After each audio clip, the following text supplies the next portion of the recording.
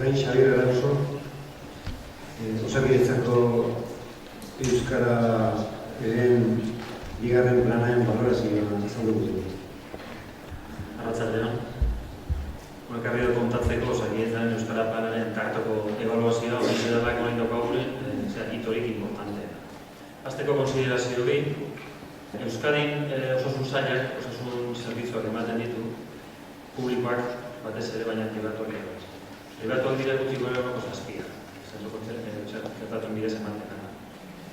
Hori zela, kokatzeko apur bat zertaz hitz egin godan, Osakidetzaren Euskara planaz. Orduan, zer ez da Osakidetzaren Euskara plana eta zer komeniko litzatekeen horrako foro baten ere egotea eta presentzia izatea. Batetik, hori osasun sailak kontratatzen dituen zerbitzu pribatuak, zentro kontzertatuak, Asunción Klinika, Onkologikoa, Mantia Fundazioa eta ni baino ezagutzen dituzuenak. Baina bestetik, herritarrek haien poltsikoko dirutik ordaintzen dutena. Eta horrek suposatzen du, osasun gastuaren ehuneko 27 gara. Orduan nik hitz egingo dut, 27 hori ez dan, zati horren ehuneko 83 bat idea egiteko, baina ari gara da, komeniko litzateke zertaz hitz egin duen horrela kokatzeko. Ez dut aipatuko zaren Osakidetza, danok ezagutzen duzuen, baina beste bigarren konsiderazioa da zer egiten duen Osakidetzak ofizialak ez dira hizkuntzekin. Mi interbentzioa zentratuko da hizkuntza ofizialen gestioaz. Baina ofizialak gestionak ere gestionatzen ditu nola ala Osakidetzak. Erabiltzen du sistema bat, dualia enpresaren bidez, telefono bidezko interpretazio zerbitzua. 2017ko datu dira hauek, 2024 interpretazio saio eman ziren, hauei izena ematen zaie interpretazio soziala, delako bai ala bai elkar ulertzeko interpretazioa. Hor daukazuen, hizkuntza erabilienen top denak ez ditu jarri, ez dakit irakurtzen da, gazteraz zintzen diren. Hori ere, hizkuntza ez ofizialen kudeaketa ere, kudeaketaz ere, hitzei markureko Osakidetzak kasuan. Baina, nire interbentzio ez da zentratuko. Horretan. Hizkuntza eskubide dagokienez hainbat daude, eskara sartuko horien azalpena egitera. Guretzako importantena da dekretua. Horrek suposatu zuen hito bat. Berandu etorri izan, honek markatu zuen abiapuntua, Osakidetzan hizkuntza politikaren abiapuntua. Konparatzen badu baina administrazio publikoekin berandu etorri izan, 2002an. Berra da horregaitik gaude, gure normalkuntza maila berra da horregaitik, ez da beste, horregaitik ere izan dut. Gaur egun, bigarren Euskara planean gaude, lehenengo Euskara plana 2005an hasi izan, eta bigarren plan honek dio, erdian, 6 urteko iraupena du, hirugarren urtean ebaluazioa egin da. Helburuen betetze maila zein den jakiteko. Honekin esan nahi duena da, ez dut hitz egingo zenbat langile daukaten hizkuntza zakizuna egiaztatuta, edo zenbat lanpostutan eskatzen den euskara, edo zer kontratatzen dugun, baizik eta egiten dugula, horrek nola lagundu duen helburuak betetzen. Ebaluatu zuen ardatzak 5 hauek izan ziren, hiruita komunikazioa, kanpo harremanak, barne harremanak, hizkuntza kudeaketa eta hizkuntza zakizunak. Banaketa hau tipikoa da, guk egin genuena da 5. ardatz hori atara, lau ardatz horiek, lehenengo lauek tipikoa dira, baina atara genuen 5. hori berba da Osakidetzako langileen artean hizkuntza zakizunak, derrigortasunak eta horrek duelako batez ere garrantzia edo pertzepzioz garrantzitsua da. Eta gura duen entidade hori emateko, baina moia kudeatzeko modu da. Bigarren Euskara planen lehenengo zationen ebaluaziorako kontratatu gonen enpresa bat, organizada bat, kasu honetan Eluiar, eta iasko udara bitartan edo egin zuen lana. Erakunde bakoitzaren ebaluazio txostenak egin ziren urte amaieran, guztiak daude web horrian argitaratuta, gaur komentatuko dudana zehaztasun guztiekin eskuragarri duzuet, bai zerbitzu erakunde bakoitzarena eta bai korporazioko ebaluazioa. Ebaluazio honek, berri kualitatibo eta kuantitatibo izan zuen, baina elementu aipagarri bat eduki zuen lehenengoz. Eta da, Osakidetza gero komentatuko dugu, proiektuetako bat da jasotzea progresiboki pazienten preferentziazko hizkuntza, euskera edo gaztelania. Batez ere asko komunikazioa dago, baina batez ere asko komunikazioa. Orduan badakigunez ja, progresiboki jasotzen ari gara. Gaur egun dago, 95% jasota daukago. Orduan, egin ahal duguna da, aktibitate asistentzialen bat oki duten eta preferentzia euskera oki duten paziente horiek galdetzea, aktivitatearen ostean, zin izan den haien asertetzea. Gero komentatuko dugu, zintzu diren, inkesta horren emaitzak. Datu kuantitatiboei dagokionez, agertzen da zenbat inkesta egin ziren, zenbat telefono egin ziren lehentasunezko unitateetara, zenbat bizita, zenbat elkarrezketa egin ziren, zuzendaritza ardura bereziko lanpostuetan, profesionalei eta zenbat fokus talde egin ziren. Baita, egile euskaldun, elebakarrak eta horrezkale sindikalak baita ere. Eta da, atera zeigun argazkia. Korroetan jarri dugu, gorria, horia, urdina eta berdea, hau da, bizualki ikusteko da, kudeak eta aurreratu modeloetan agertzen da, helburu betetzen baina, oinarrizkoa, tartekoa, orena, eta simil bat egin dugu, eta kolore bidezari hasi dugu. Txostena irakurtzen duzuenean, kolore bakoitzak esan nahi dut.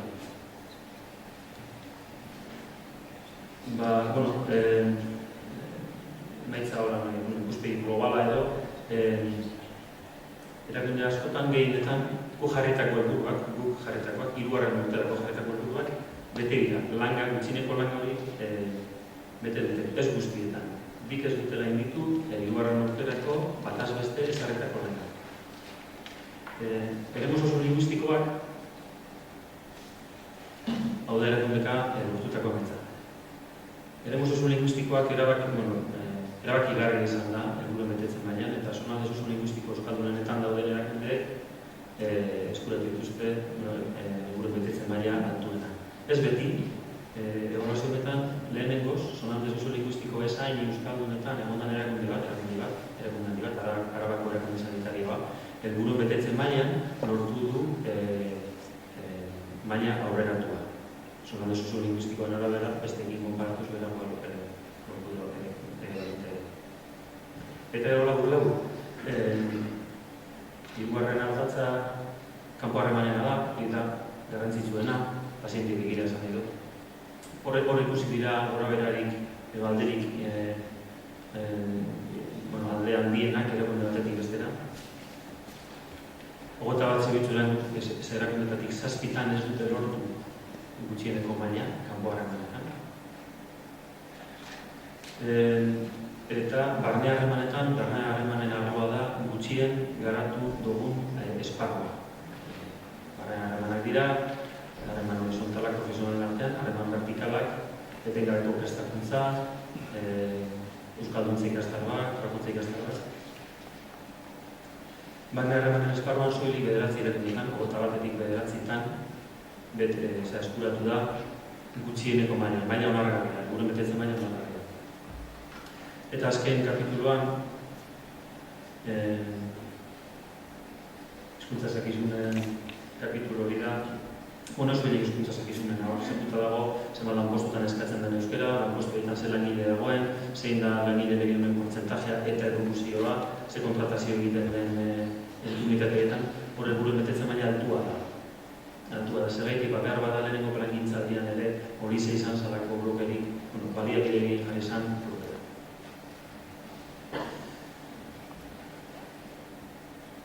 Eta pasatuko gara zuzenean indargune eta hobekuntza arlo nagusiak. Indargune nagusiak dira, lehen aipatu dudan lehenetzitako hizkuntzaren erregistroa.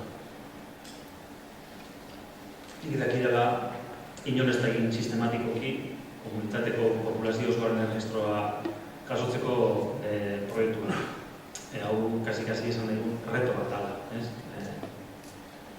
Gaur egun esan dudan bezala, enoko berrogeta apilideko datua da, enoko berrogeta amagostak badu jasota.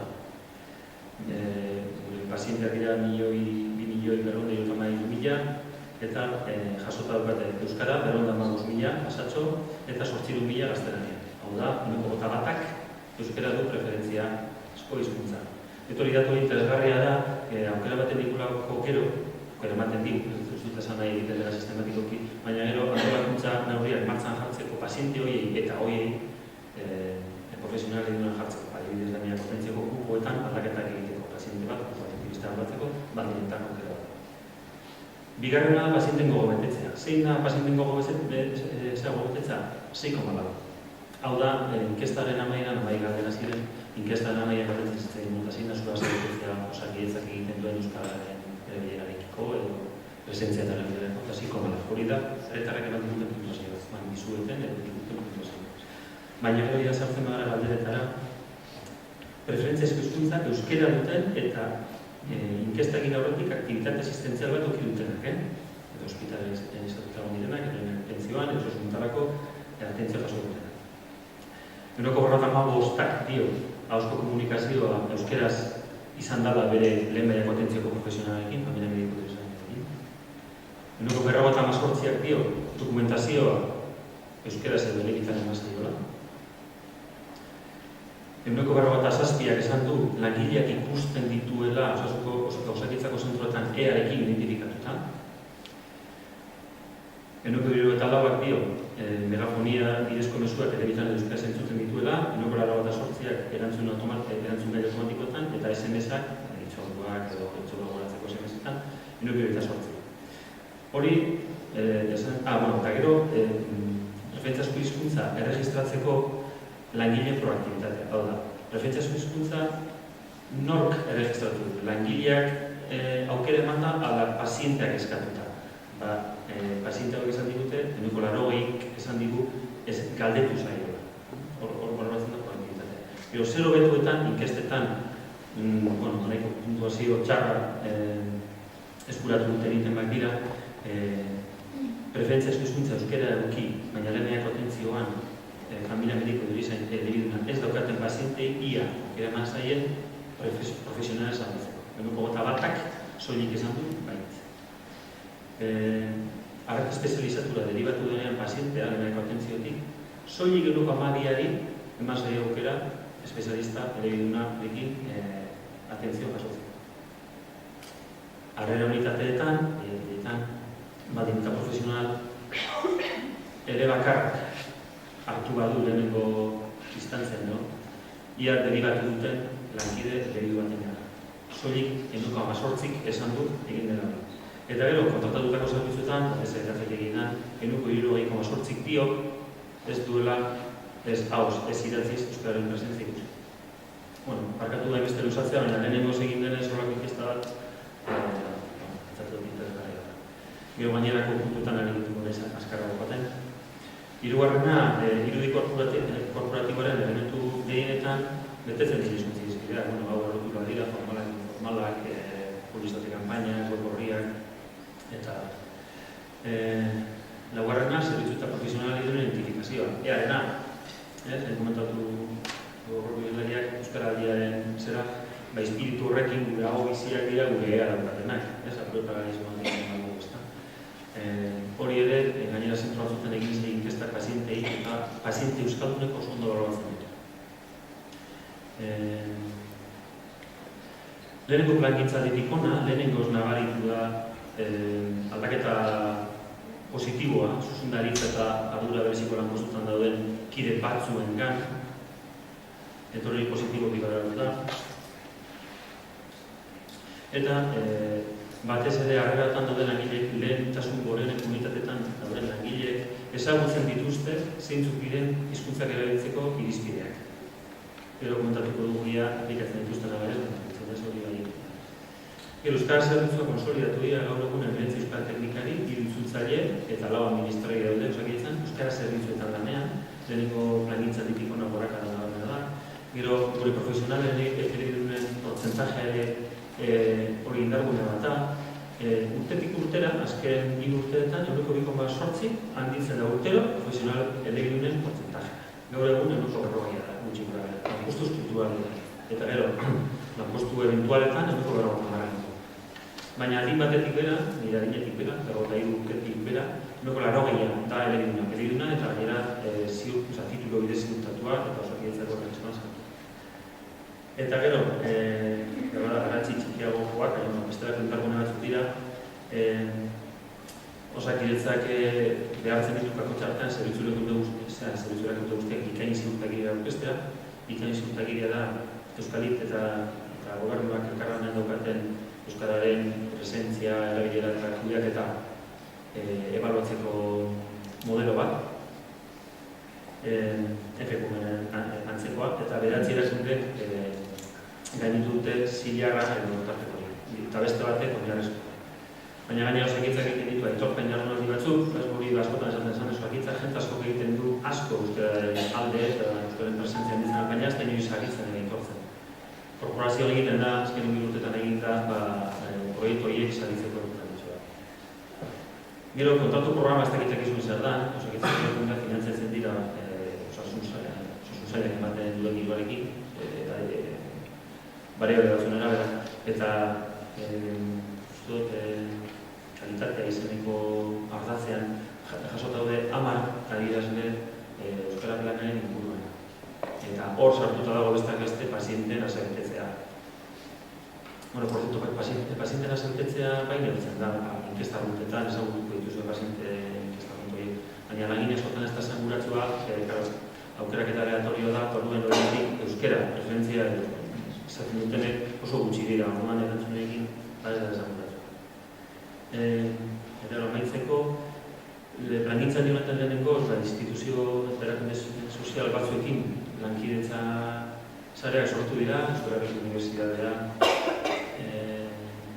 Foru Aldundiak erakunde bat, eta instituzio erakunde batzuetan maila lokalan ere, Donostialdea ezi, Donostialdeko Euskara Patronatorekin, Gipuzkoako Foru Aldundiarekin, lehenengoz, zertatu da Osakidetzan edo nahi izan da bintzat hizkuntza plangintzaren ikuspegi orokor bat, integral bat, ez da gu, baduko erantzukizu sozial bat, eta orduan arlo honetan interesa daukaten entitateekin ere harreman bat. Eta azkenik terminologia eta estandarken igual, lehenengoz plangintzaldi honetan, hasi gara euskarara egokitzen, ez eta pauso txikiz, badidez genesa marka euskaratzeko proiektua, deizein landa eta nik eta nok taxonomia, ez da kesta. Terminologia eta estandarkifiko hori da, sailburuak daukan asmo hori noizbait, Osakidetzak historiko lehidun bat izatea, hori da asmo bat hori nik gauzatu ezin dena, baina honen gutzi denez, bide horretan, derrik horrezko da bintzat, oinarrizko terminologia horiek euskara. Eta hobekuntzen nagusiak. Zertara dedikatu garko dugu denbora gure plangintzaldi hau, 2019 nabitzen den plangintzaldi hau, dituguna hobekuntza nagusiak edo estrategikoenak diren ekintzak. Lehen esan dut, baina bari dela zuzendari eta ardura bereziko lan postuten dauden pertsonaletik aldaketa bat, proaktibitate handiago bat, baina oraindik Euskara planak ez du bultzada hori, zuzendari itzaltadoriko guztienean, edo ardura berezia daukaten guztienean, eta hori da klabea. Euskara plana transversala denez, behar da mesala desplegatzeko. Hori horoz nahi. Gero, hizkuntza ofizialak erabiltzeko irizpidea jentzak, zeragilek ezagutzen dituzte. Baina asoa gaudek aplikatzerako hor da. Horren hor indarrak edako da, dakozen urteetan. Gero, lehentasunezko hizkuntzan erregistroan horrela egitea, kontatu programako indikadorea da gainera, 2008-ko 40ak eduki behar du erregistratuta, lehen zatu 45 badukala, baina desorekatua da zerbitzu erakundeen artean. Orduan, asmoa denoko 40 erkidego oso. Hizkuntza iturak aldatzen laguntzeko estrategiak, izan komentatu da, leku batzutan, edo izan osasun zentroan duzen metodologia esperimentatu dutela, hizkuntza habituetan aldatzeko, guri horrein gertatuko zaiguna da, gainerako administrazioetan gertatzen dena, lortuko ditugu langile elebidun asko, eta ez duguna lortuko da eragile handitzea. Barne harremanetan esan doan bezala, 7 eragiletan bakarrik, heldu gara gutxieneko baina. Orduan, hori izango bat, hizkuntza ituretan nola nahi. Euskaraz lan egiteko prestakuntzan sustatzea, gainera 3 ikuspegitatik, egoiliarren edo beste profesioetatik prestakuntza sortzea datozen ikuspegitik, gure langileen etengabeko prestakuntzan euskarak presentzia dugu izatea, eta euskalduntza eta trabakuntza. Eta azkenik langile euskalduna sentsibilizatzeko eta lan egiteko tresnak. Bigarren plangintzaldi honetan, guk elkarrizketak eta fokus grupak egin ditugu inkluso langile elebakarrekin.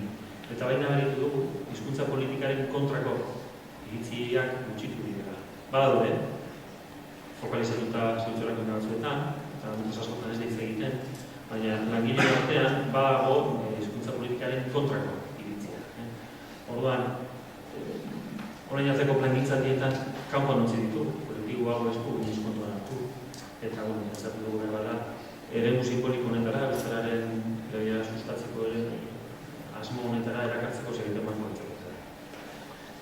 Eta gero azkenik, orain arte komentatu duena da, plangintzatik, 2013 onartu zen plangintzatik eta lehenengo ebaluaziotik irten zaiguna. Baina kasualitatez, duen hasieran osakidetzak egunean ditu lerro estrategikoak. Eta ondotik usteko non aipatzen den euskara edo garrantzi ematen zaio dokumentu hau. Por cierto, dokumentu hau ikasi behar dute 97.000 hautagaiek, hasta hauetan egiten ari garen zareten hotelera prozesua. Lehenengo arrazatzean, personak arretaren ardatz nagusi, eta ezberdin personak osakidetzan, agertzen da, nefazpunto lau bada, gainera oso osorik honi dedikatutako ardatz bat, eta lehentasunezko hizkuntza ofizialan arreta ematen. Ez hartuko lehen dut eskuntzatzea nola, baina badago azpia tal bat oso osorik. Baina gero, euskara gai transversala denez, aipatzen da beste ardatzitan. Hirugarrenean, esaten deneko informazio klinikoko sistema integratua, hiru da, arreta egitea, aurrera egitea historia kliniko bakar eta elebidun batenazko bidea.